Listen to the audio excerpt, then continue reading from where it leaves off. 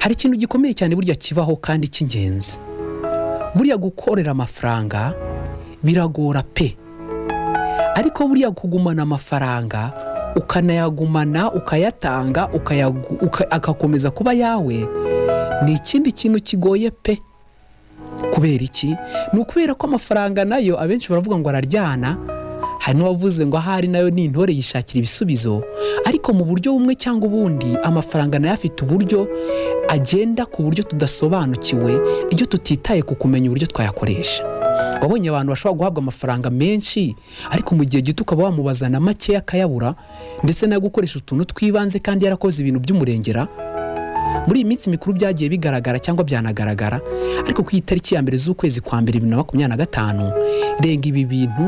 Niba waragize amahirwe ukaba uri umunyabigwi, waragize iterambere ndetse ukumva ko hari ibyo wageze muri uyu mwaka, kora ibi bintu bizagufashe kugera ku bindi byiza muri uyu mwaka wa 2025 kandi bikora ubu ngubu. Ingingo ya mbere, agura igitekerezo, expansion. Gerageza niba warageze ku byiza, shora imari mu masoko mashya, ongera imibare myinshi cyangwa y'amasoko akuzanira amafaranga, cyangwa ukora ibindi bicuruzwa bishya bishobora kugufasha. None ikindi, kora ubushakashatsi ku isoko. Ugerageze mu nguni izo arizo zose. Inzira z'ingenzi wakoresha ni nko gukora amasoko mu bice bitandukanye, gutangira izindi bizinesi, ndetse no kumva yuko utagomba kugarukiraho. Ntabwo uri limite kuri ibyo ngibyo umaze kugeraho, ahubwo ukeneye kugera ku byinshi biruseho. Umwana wawe iyo amaze kugera ku rwego rwo gukambakamba, ntabwo byishimira gusa ngo wumve ko agomba gukambakamba. Wishimira ko ahaguruka agatera intambwe ya mbere, iya kabiri, iya gatatu. Wishimira ko yirukanka n'abandi, ukishimira ko yijyana ku ishuri, ukishimira ko umusore munini cyane w'ibigango akajya yiruka muri siporo, ukanishimira ko nawe rimwe na rimwe anagusiga. Yego, kuko ugomba gukora ibyiza biruta ibyo ufite aka kanya. Ikindi kintu nanone, imakaza ikoranabuhanga. Ibi bizwi nka technology integration.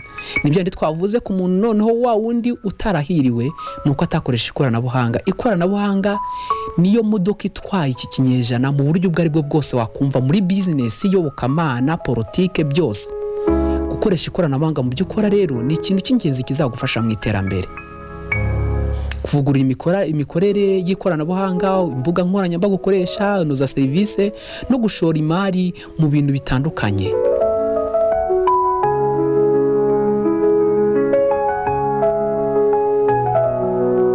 Uwitwa Michael Kinsey yerekanye gukoresha ikoranabuhanga bigabanya igihombo ndetse bikazamura umusaruro.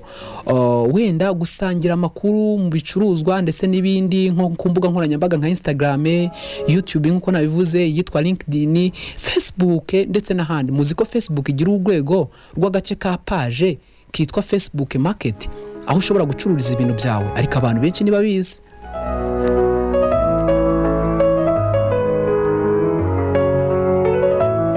Gukoresha software nimba ukora ibintu byisumbuye cyane bisaba imibare nk'iyitwa CRM, Customer Relationship Manager, mu gukurikirana abakiriya ndetse n'ibindi byinshi. Gushyira imbaraga noneho, icya gatatu, gushyira imbaraga mu kumenyekanisha ibikorwa byawe. Ibi bizwi nka branding and marketing.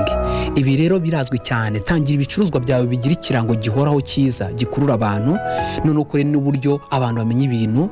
Kwagura ibikorwa byawe, ushobora gukora website cyangwa kugiza byamamazaho, ushobora gufatanya n'aba influencer cyangwa radio nk'iyi ukabyamamaza, ndetse no gushobora no gukora ubushakashatsi. Umugabo witwa Niesa yakoze ubushakashatsi maze agaragaza yuko gahunda yo gukoresha ikoranabuhanga mu kumenyekanisha ibyawe izamura ikigero cyo ku rwego rwo hejuru, nk'uburyo ibihumyo bitutumba biva mu butaka mu iterambere ry'ibintu byawe. Abantu benshi batekereza ko wenda ibyo bintu batabikoresha, ariko ni shorts ni ikintu cyiza. Nawe tekereza ibigo bimaze kuba byiza, byateye imbere, ariko ugasanga wenda ushobora kubona ibintu bakora ahantu hose, yaba ku byapa, ku maradiyo hafi ya yose, ku mateleviziyo hafi ya yose, ku bantu bakorera ku mbuga nkoranyambaga. Nuko bazira ibanga. Ikindi kintu, nimba warateye imbere ariko ukaba ushaka gukomeza gushyira ibintu byawe ku rundi rwego muri uyu mwaka, shyira imbaraga mu bahanga, mu bakozi bafite imikoranire ihamye. Ibi bizwi nka team development, kongera ubushobozi bw'abakozi ndetse ugafata ab'abahanga, gushaka impuguke, bizatuma ibintu byawe bigera ku rundi rwego. Mu bushakashatsi bwitwa Gallup bwerekanye ko amahugurwa yongera umusaruro w'abakozi ku kigero cya 20 kugera kuri 25. Gukoresha abahanga byo rero bizamura aho hejuru cyane. Niba rero nawe ufite business, reka gutangira kubyikorera wenyine. Hari abantu b'inzobere muri bo wenda batanahugutse nabo ngo mu bindi, ariko umuzanye ashobora kuzamura ibintu byawe. Ikindi kintu cya 5, teza imbere ubwiza bwa serivisi zawe, customer experience. Tangira ukora ibintu bifite ubwiza, kwita ku bakiriye, bavugishe. Mwabonye uburyo abakobwa beza n'abasore n'inkumi n'ababyeyi bakora nko mu mabanki cyangwa ibindi bigo, bafite uburyo bwa communication skills cyangwa bwo kuvugisha, bagusekera, bakwitayeho, kabone n'ubwo serivisi ubatse yaba ari nto. Wumvisha ibigo by'itumanaho ndetse n'ibindi uburyo iyo usoje kuvugana nabo bakubwira ngo urakoze mukiriya mwiza n'ibindi. Ikindi kintu cy'ingenzi rero umuntu agomba kwitaho, umukiriya wawe buri gihe tuma yumva hari ikintu asigarana mu mutwe. Ibi rero bizagufasha kwiterambere ryawe. Wakwishafatisha inyandiko nyinshi zagufasha muri ibintu nk'igitwa The Power of Customer Experience. Iyi ishobora kukwereka uburyo ushobora kongera ubucuruzi bwawe bukagera hafi kuri 80% kurushaho, usobanukiwe n'uburyo bwo kwita ku bantu. Ikindi kintu ngira ngo ntekereze ku musozo ni ukwitondera ndetse no kwita ku igenamigambi ryawe, financial planning. Kugena nabi bishobora gutuma ibintu byawe byangirika cyane.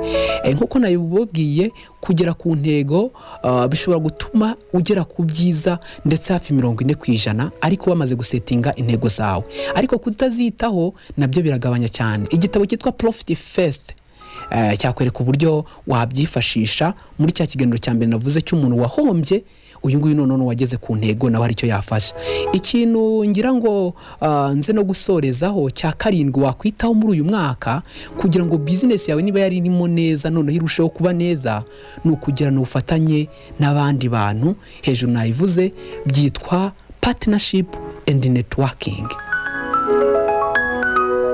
Shaka abafatanyabikorwa bashya ndetse no mu bundi buryo. Niba bakurusha byinshi, muhuza imbaraga. Twabonye ko abantu basa nk'abagendera hamwe bituma ibintu byihuta cyane. Ita ku biganiro n'ibitekerezo byabo, noneho bitume ugera ku byiza byose. Ushaka kumenya byinshi wenda ushobora gusoma nk'ibitabo byitwa Good to Greats cyitwa Jim Collins afite igitabo cyitwa Good to Greats, kugufasha nanone kwimakaza ingamba zibafasha kuba wenda wamenya iby'ingenzi cyane wakora muri ubu buryo kugira ngo utere imbere. Ibi byose bigirwa no gufata umwanzuro uhamye kandi ushyitse kugira ngo ibintu byose bigereho.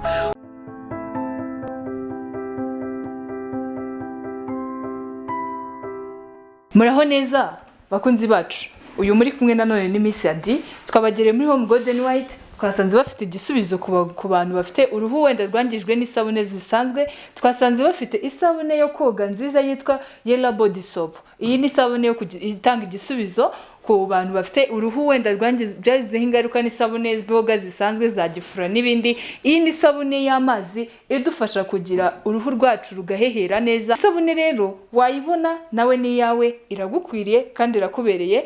Hamwe na Home Golden White wayihambangara kuri ya nimero iri kuri screen yawe, bakayikugezaho aho waba uri hose mu gihugu. Home Golden White ubaye igisubizo ku banyarwanda. Use Yellow Body Soap every day. Isabune nziza, uruhu rwawe ruhehereye. na Home Golden White. Hamagara 078 19 18 540.